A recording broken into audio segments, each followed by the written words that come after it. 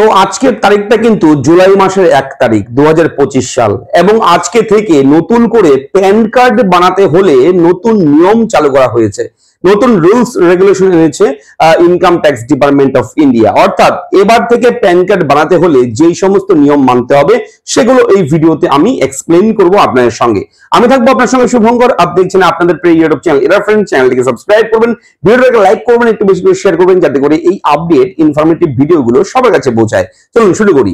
দেখুন, pan card permanent account number.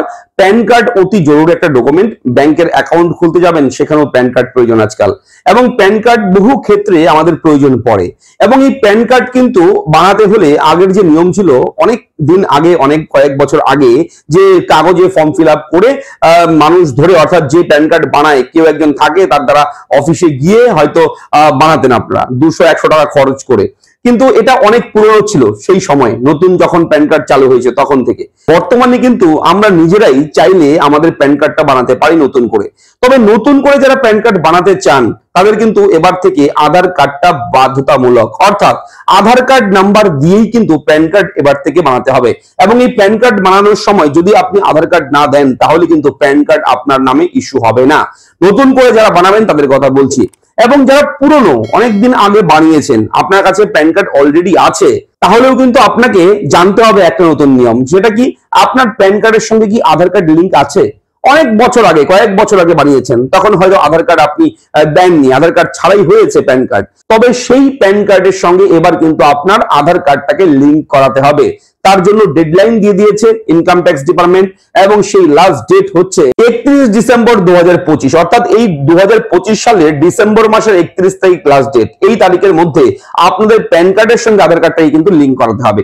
অনেকেই করেনি, অনেকের প্যান কার্ডের সঙ্গে আধার কার্ড লিংক নেই। যাদের নেই তাদের জন্য বলছি এই কথাটা, ঠিক আছে? ডিসেম্বর 31 তারিখ লাস্ট ডেট, এর মধ্যেই প্যান কার্ড আর আধার কার্ড দুটোকে লিংক করাতে হবে।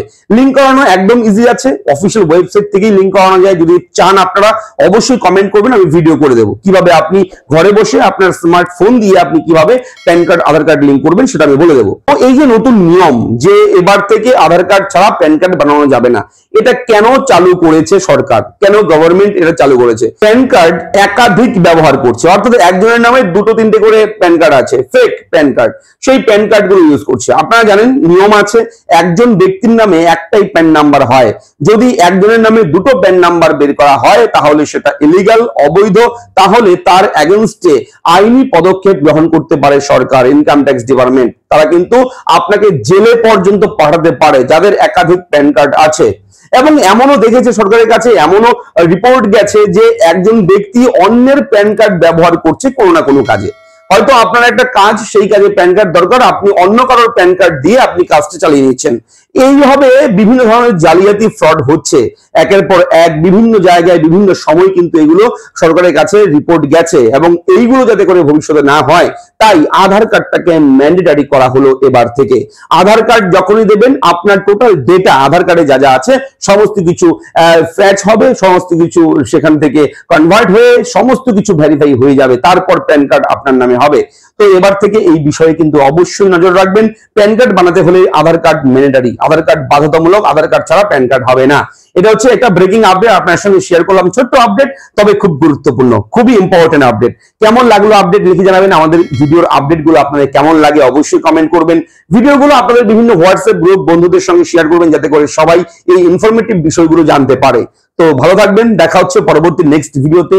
আপনারা সবাই ভালো থাকবেন, সুরক্ষিত থাকবেন। ধন্যবাদ।